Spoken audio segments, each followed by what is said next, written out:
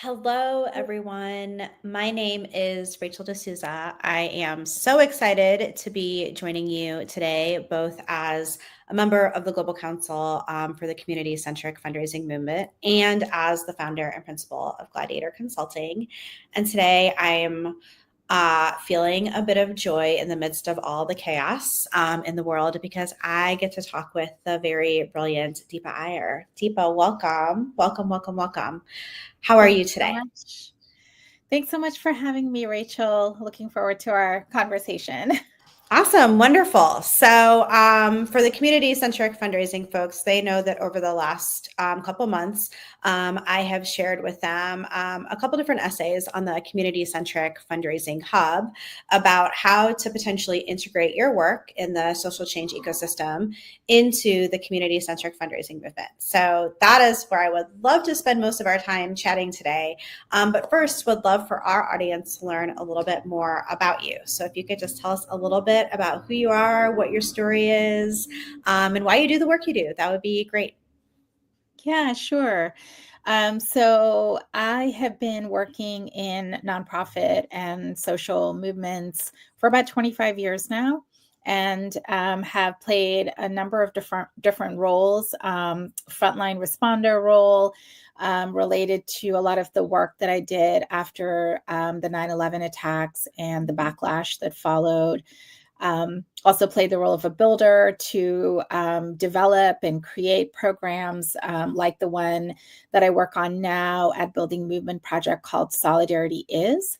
And as a storyteller, to document and write about community histories and tools for social change practices, which I've done with the books I've written. So those are some of my kind of entry points and places where I feel comfortable in the roles that I play to support social movements and leaders. Awesome. And I love that you frame who you are using the roles.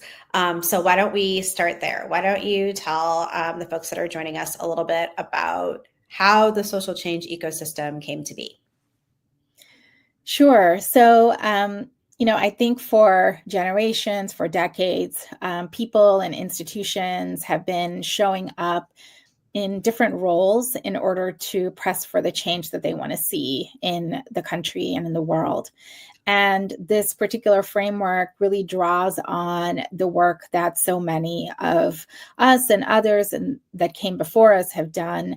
It's basically a tool that can be used by individuals, organizations, or networks and collectives to anchor our core values, to figure out the roles that are in right relationship to those values and the context that we're in, and will enable us to work together as part of an ecosystem instead of in silos and in isolation from one another. And so the framework is a multidimensional framework used by lots of different individuals and in different sectors.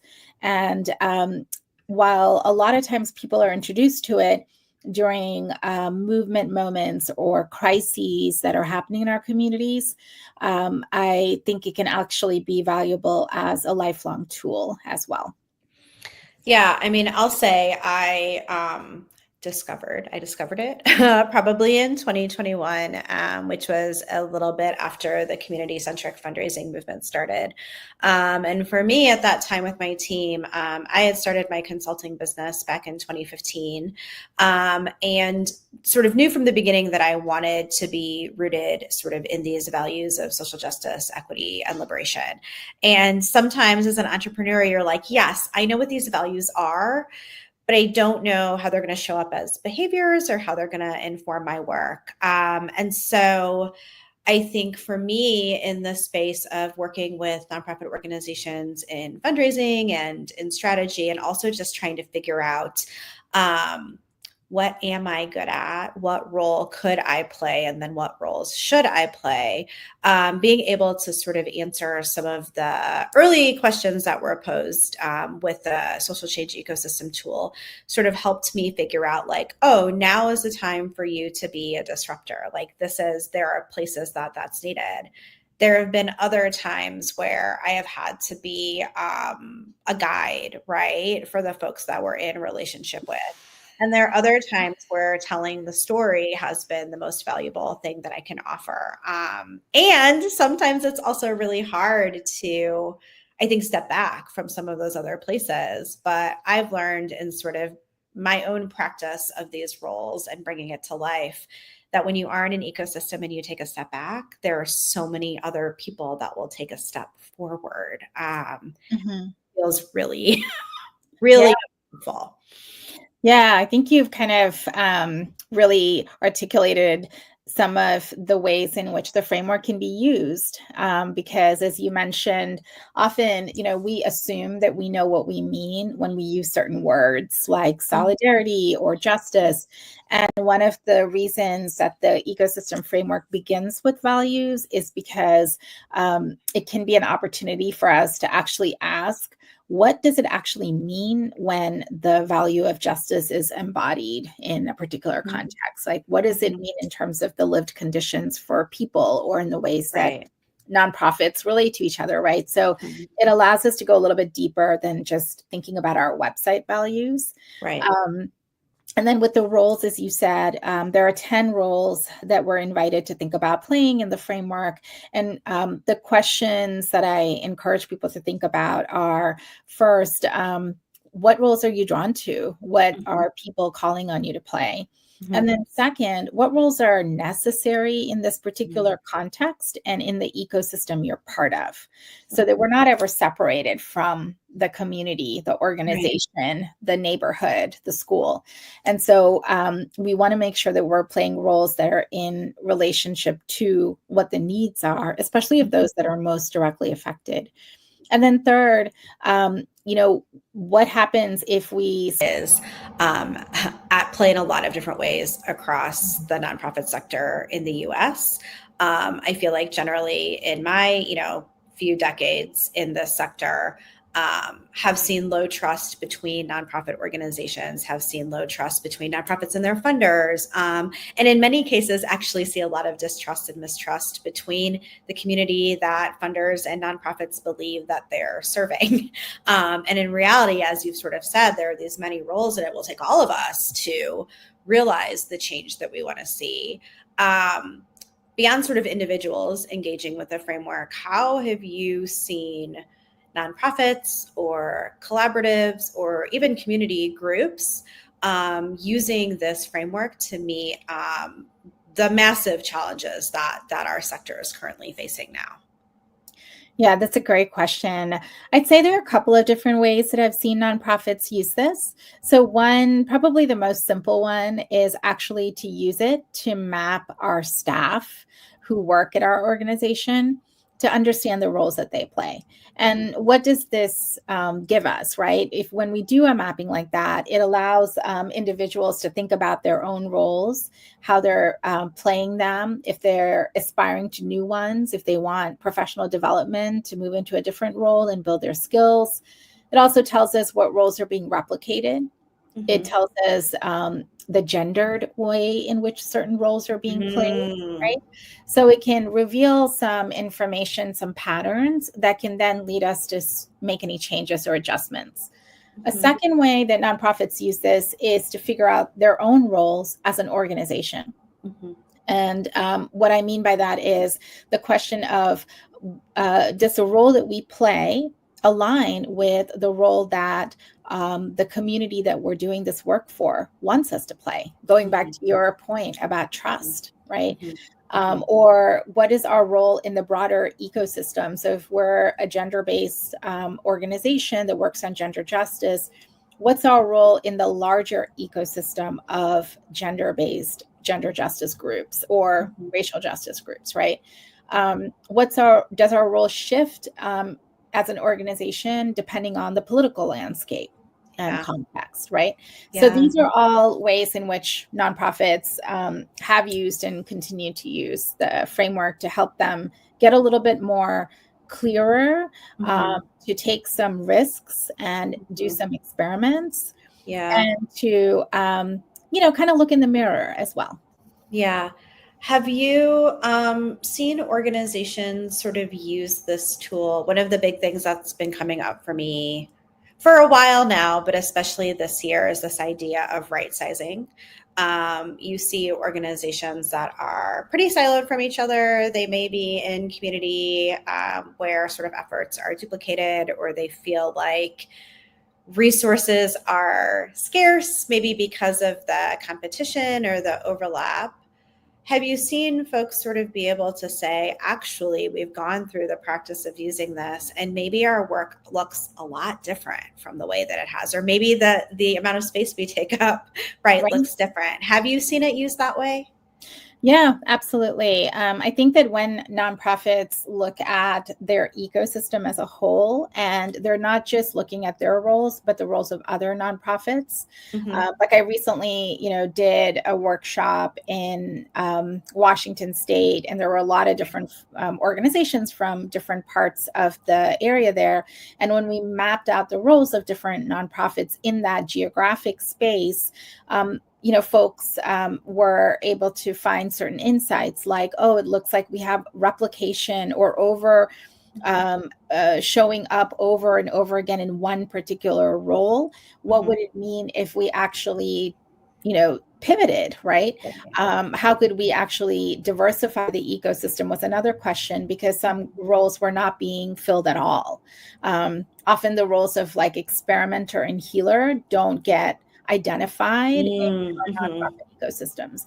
And so it can allow nonprofits in a geographic area or in a particular issue area to identify gaps, duplication, and needs to skill up in different ways. So that's a great way of using this. Philanthropy can do the same in terms of their grantees and sort of saying, if we have a particular portfolio and we're funding this, segment of groups and they're mapped into these roles, where again are we seeing a real gap? Who else do we need to fund? Or do we need to fund certain groups for a longer period of time, or invest in them even more deeply so that they can actually lean into their role at a higher level? So those are all questions and insights that can come up depending on how you're using it and what your prompts are.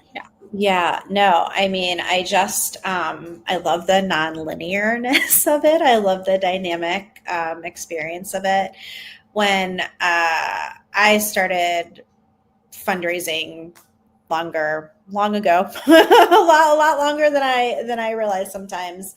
I think I was brought into a more traditional space of fundraising that, felt pretty transactional. And I couldn't really see or understand my impact beyond making sure an organization was in the black at the end of the year, making sure that we had like a successful event or a successful appeal. And while that was wonderful, like while you want those things, there was something for me that felt disconnected from the work, that felt inauthentic. And I think as I have sort of grown both as a nonprofit professional, as a business owner, and just sort of in my values and figuring out how they show up as behaviors, I think this tool has also been useful for me in, what's the right way to say this? Both like being able to assess the situation that's in front of me and being able to advise folks about what could be, which I think comes into play sometimes, not just with the funders and the staff, but also with board members. A few years ago, I don't know if you read that purpose-driven board leadership article. It came out via Board Source. It was published on the Stanford Social Innovation Review. And for a while, people were like, wait, we're supposed to do more than these sort of governance values or these fiduciary values. But I've also found that this has been a really great tool to be able to use with organizations who do want their board to be engaged in leadership and the direction of the organization, but also want them to be thinking like, what does the bigger picture look like? Have you had success using it with board members? Yeah, I think that it's important for board members to go through this process because it reveals a lot. When board members often take this particular tool and apply it to themselves, there might be this case where they think of themselves as like the visionaries. Mm-hmm. And I often like caution board members from thinking in that way, because Yeah. the visionaries should actually be like the communities Mm-hmm. that we're supporting, Mm-hmm. or the staff, right? Mm-hmm. And I think that what I always kind of advise board members to think about is to be the role of, to play the role of a weaver, which is the way that they can bring resources into the organization, right? And make more connections with different sectors and different folks, or the role of a storyteller, where they're out there championing the organization publicly, talking it up. And then finally, of course, the role of the builder, which is so necessary in terms of providing sort of back-end infrastructure support, or accounting or governance, those kinds of pieces. So I think that it's important. You asked this a bit earlier, and I forgot to pull it out, but it was such an important question. You said, what if like some organizations or folks are taking up space? And I think that this tool can help us recognize, are we kind of overexerting our privilege, or our positionality, right? Or kind of falling into these tropes of what folks think we should do, if we have certain titles. This is not a title-driven tool. It's really about skills and assets, and recognizes that everyone has a valuable role to play, even when there are decision makers, right, who eventually make decisions. So I think it's a way to also ask those questions of privilege and positionality, space, and maybe making some alignment as needed. Part of this framework, is really, there's a piece on self-awareness. Yeah. And like looking at the interiority of our leadership and how we show up, which I think is really important. But it's not that alone. It's that self-awareness combined with what is needed right now. Yeah. In this context, from this community that I care about, in this landscape, right? And then kind of finding the alignment between my self-awareness that tells me these things about privilege, positionality, skill sets I have, and my drive and vision and care, and what is needed in the ecosystem that I want to support. So that there has to be a through line that connects those. That makes me feel like you need to have some sort of learning or unlearning about power and privilege and positionality to be able to use this most effectively. Because I think oftentimes when you're a nonprofit professional, you're a fundraiser and you're in it, you are moving very linearly towards a particular goal or exceeding at a particular task. And we don't, I think in the sector, always give ourselves the time to dream or to be curious or to try things, right? Because if we try and we fail and then we lose our funding, the house of cards falls down, right? So we aren't as curious, right, as we could be. And so we kind of get boxed in. And I think that being able to use this, really in any part of an organization or a cause's work, forces you to sort of get out of your own head, get out of the mission that's been on paper or whatever you have documented, and be able to think about the very real, like you said, needs of this moment, which feel like they keep changing.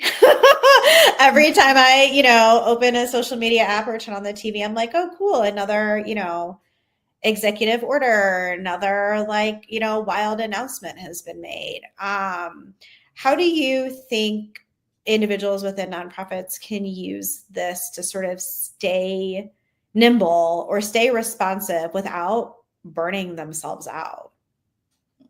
Yeah, I think it's, I think that sometimes in nonprofits, we tend to either veer towards like ossification, where it's like, oh, we've always done this way and we keep doing it this way, or the funder expects us to do it this way, right?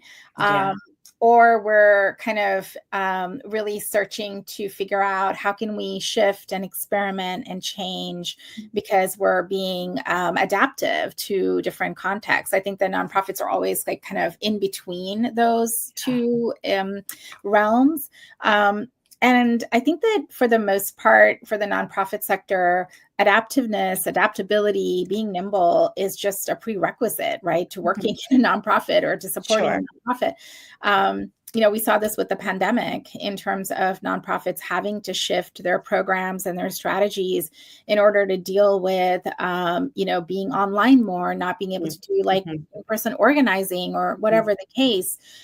In this current political landscape that we're in right now, where there are, as you mentioned, just this barrage of policy changes from hour to hour, from the fear that so many community members are facing in the wake of mass deportations, with the situation where the right to dissent, the right to critique is under attack. I mean, there's so many, I could go on and on and on, right, to kind of articulate like what's happening right now. This tool might be helpful among so many others that are out there to support nonprofits that feel like they are playing a game of whack-a-mole, or kind of on this seesaw back and forth, bouncing back and forth, to really ask, okay, what have we done well over the years, right? How have we shown up for our communities? What are the current needs of our communities? And what roles can we play that would serve those communities? Do we need to shift from the roles we've traditionally and historically played? If so, how do we skill up? How do we partner up? How do we hire people that we need to, right? How do we raise money that we need to in order to do those programs? So I think it helps to kind of identify some strategic direction, so that we're not stuck in the models, because this is not routine time. This is not business as usual. So it's really important not to treat it like that, right? And to kind of shrink and isolate and put our heads down and assume that we can emerge from it unscathed. That's just not going to happen. So, especially for nonprofits with social justice missions, who need to confront the moment and meet the moment, it's really important to not be in so many different directions that we're not clear about what we're doing. But to really come down again to who's our community? Do we know what they need? If not, how do we find out? And what are the roles that we can play that will best meet those needs in a broader ecosystem?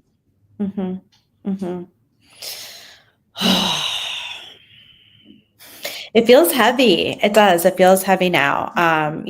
We have organizations that we worked with who lost funding at the beginning of the year. St. Louis was hit by a massive F3 tornado that literally tore a line through one of the wealthiest communities in our city, and then one of the most marginalized and forgotten communities. And I actually was out today on site in Fountain Park, which is one of the neighborhoods that was hit, is a predominantly Black community. And one of our colleagues, 314 Oasis, is out there literally doing the healing work, right? They are feeding people. They are praying with people. They are offering zero gravity chairs and a sound bath and acu detox, right? Because on top of having to find transportation, on top of having to figure out schools, on top of having to find, safe shelter, there's also that additional toll. So you said something earlier about sometimes healers are like the hardest to find. And one thing that I think is very beautiful that came out of that response here is that people have decided to be healers and decided to hold that space now months and months out on a day that's, probably feels like 105 degrees outside. Like, that community is showing up to listen to what the people who live in that space needs, and then doing their best to marshal the resources accordingly. Yeah. I mean, that's a really powerful description of how frontline response doesn't just have to be emergency crisis response, right? But actually can also embed healing. And it also kind of reminded me when you were talking of how it's not a one-off, when we play these roles. It's is so important to show up again and again, to build real relationships and trust, and to just lean into those roles, as you said, right? And not kind of give up or turn away from them when something else happens in the community, which we will, because we are kind of in this polycrisis moment. Yeah. And we're going to make mistakes.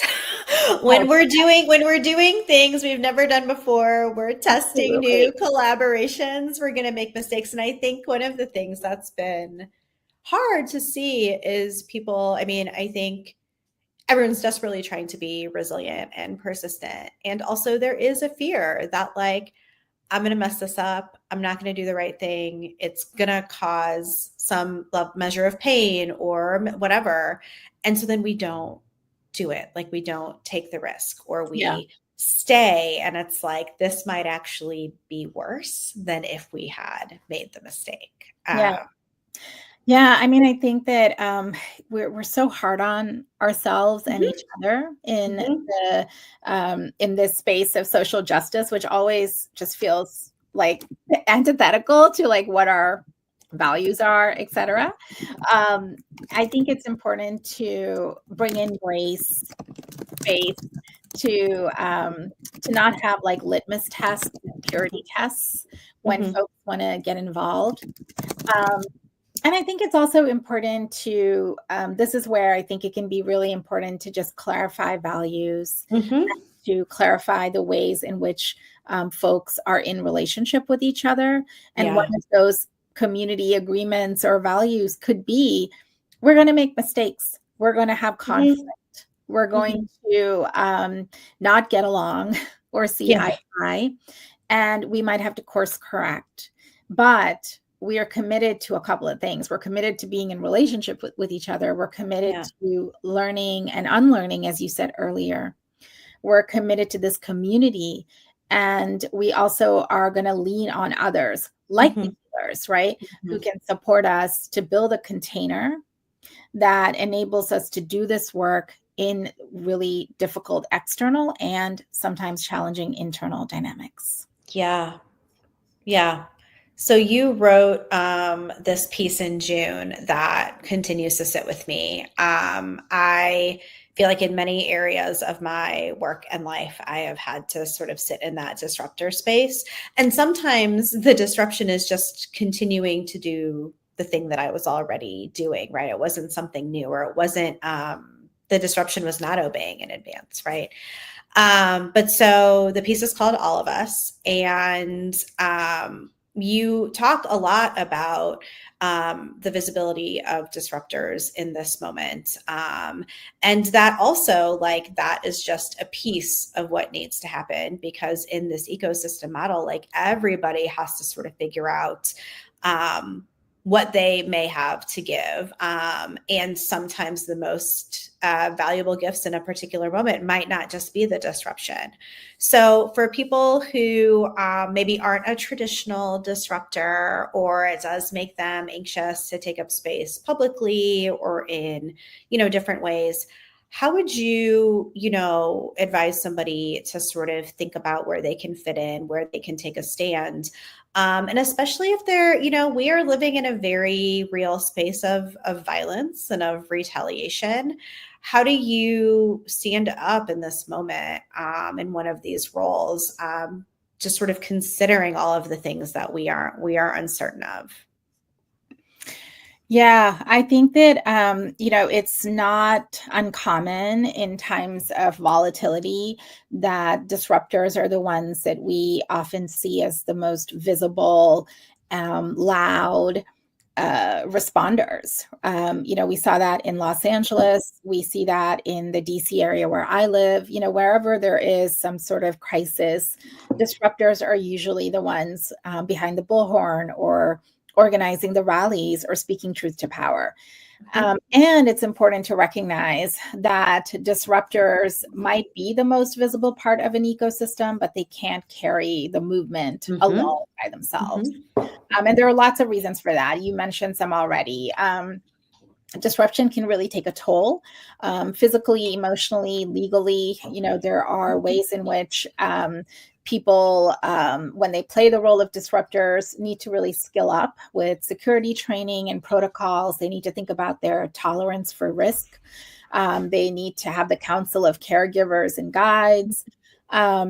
There's also the important piece around disruptors with privilege. And I talk about this often, where, going back to our privilege conversation, those folks who do have privilege might want to think about what it means to be a disruptor, right? Because instead of putting the burden on communities that are most impacted, like the undocumented person, to push back on immigration, right? What does it mean for people who are citizens to take that on? And so it opens up space for folks to support. And at the end of the day, I think that, not all of us can be disruptors. There are times when we can't take the risk, or there are physical or health reasons for us not to engage. But that doesn't mean that there isn't another role to play. And that's really where it's important to recognize, like, can I be the caregiver to disruptors? Like, can I bring water to the rally? Or can I be a storyteller who's actually sharing information on social media to combat disinformation, so that folks understand what is actually happening in a particular area, right? So there are lots of ways that we can support disruptors if that's not the role that we feel the most comfortable with in a moment. Awesome. Oh, I love it. So we have a few minutes left, and if there are people listening that want to ask us a question, you are welcome to drop that in the chat on Instagram or on LinkedIn, and it will pop up for us to see. So please do that. I have also had 2 people text me questions. If you see this, please answer it. So one of the questions is, what advice do you have for fundraisers in this moment? I feel like you should answer that more, Rachel. I will chime in. I will chime in, but you go first.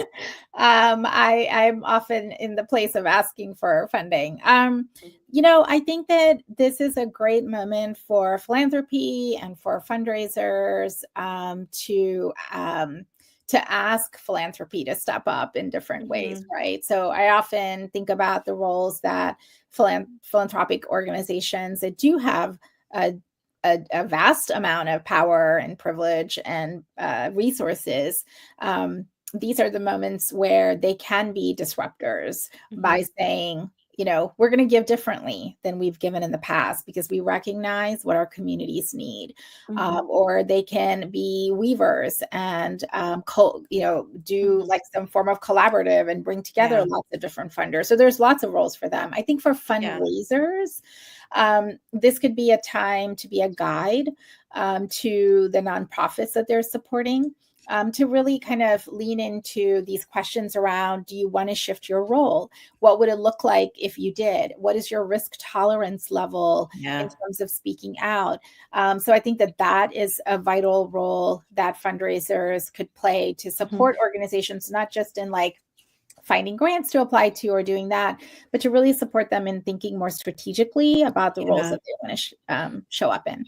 Yeah. I think in addition to what you shared, I see an opportunity for fundraisers to perhaps lean into the builder's role, or even into the experimenter's role. I think we kind of get stuck in these routines. We're going to send this annual appeal and we have this major gift launch, and then we're going to do our gala, and now it's end of year. And we are in these routines that have the opportunity for us to infuse them with different information, to do some donor education, right? To try something different. And even with institutional funders, I do feel like both nonprofits and funders know, like, we need to be showing up differently in this moment.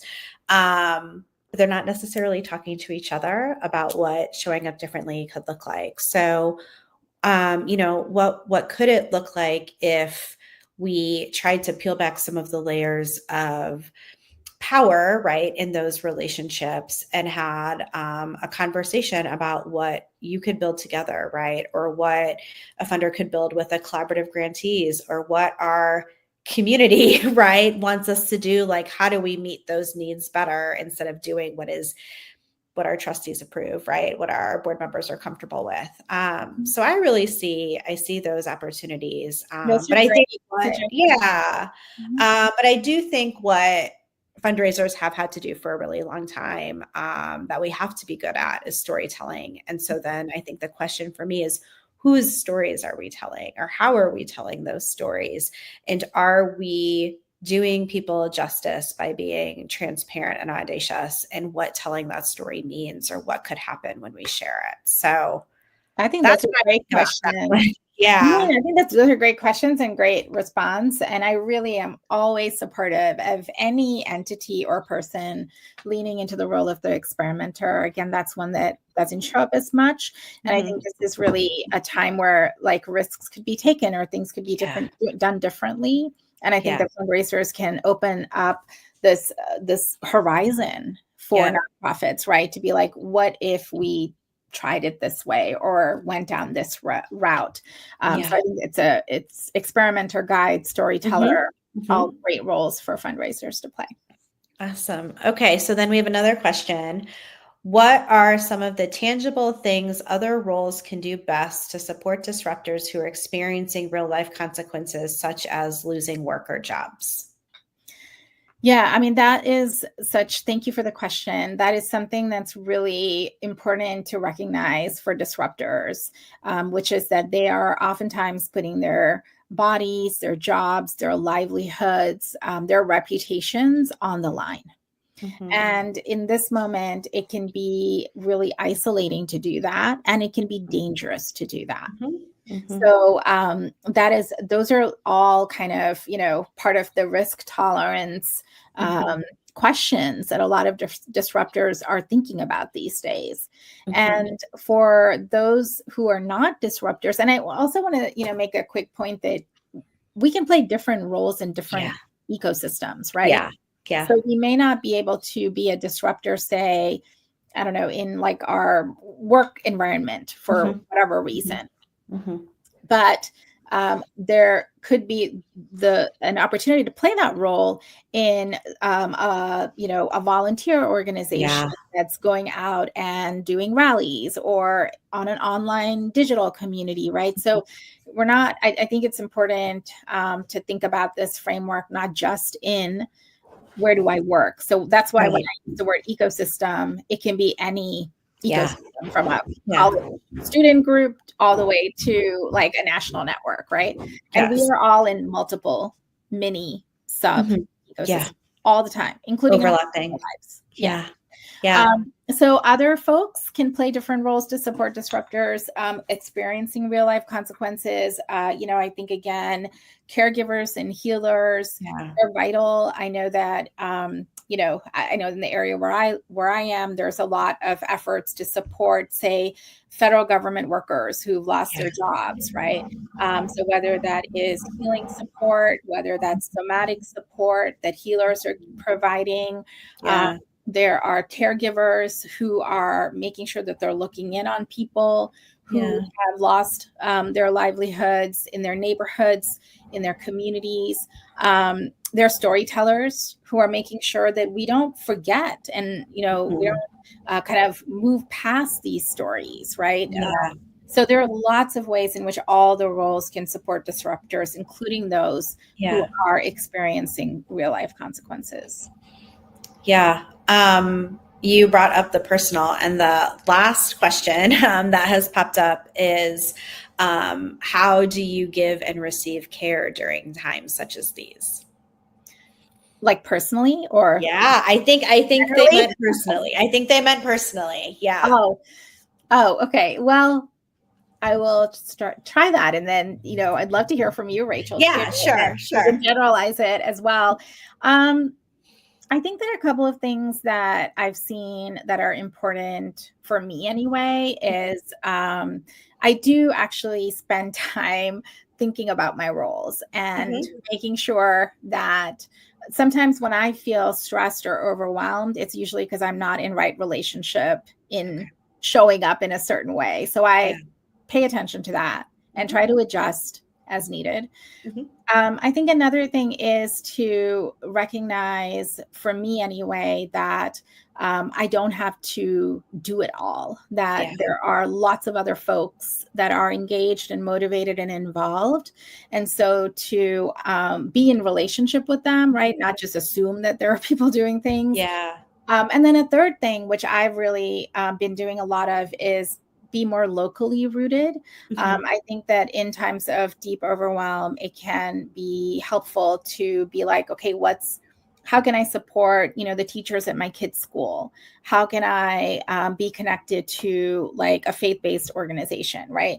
And so Mm-hmm. really kind of being local. So for me, rootedness has become important, whether Yeah. that's rooted in my role, Yeah. rooted in my relationships with folks, or rooted in local community. Those are ways in which I've tried to come back to self Yeah. when I feel dysregulated, which happens often Yes. in this day and age in the type of work Yes. that we're doing. Yeah. What about you? Yeah, that is a big question. I'll say that generally in my life, I feel like I um, have had to work on my own boundaries and not feeling like I have to do everything. I mean, oldest daughter in an Indian family, like you just do all the things, whether you're asked to or not. And so I do think that there is something about saying like what I have to give today is enough. And that's actually true. Like stating that intention and believing it. For me, I would say in the last few months, really actually taking time to shut down and do something that is not connected to my work or my passions has been really great. So I found some silly podcasts and like some TV shows. And my kids and I really love cooking together. And so we have a couple times a week, we will like pick a random recipe out of the New York Times cookbook. And like, that's the thing we're making. And so everyone's like chopping and stirring and that is a very regulating thing for me and it's a very nourishing thing for them as well. And I think when I feel like they're safe and healthy, I'm like, okay, I can like turn my attention to other things. So I think that's definitely one thing. I've also been making more time to dream and imagine with friends. I'm in this, like the internet recently told me I was middle aged. I'm 43. But I was like, oh, okay, well, great. And there's this, really great like Brené Brown blog she wrote years ago about like the midlife unraveling and what we have the opportunity to do when we realize we maybe are closer to one end of life than the other. And so really not scheduling the meeting, just to check something off the list or to whatever, but just talking about what's important and what we value and what the aspirations are. And out of those conversations, these really like lovely things have been born. So I think that's what's sort of keeping me grounded. That's beautiful. Thank you for sharing. Thank you for sharing yourself and with us and with the community-centric fundraising movement. Where can people find you if they want to follow your work or be connected? Yeah. So on Instagram, I'm at Deepa V. Iyer. If you're looking for a deeper dive on the social change map, the hub and entry point is www.socialchangemap.com. And if you're interested in my work on solidarity, it's solidarityis.org. Awesome. Thank you so much. Have a wonderful Monday and a great rest of your week. Take care. Thanks for having me, Rachel.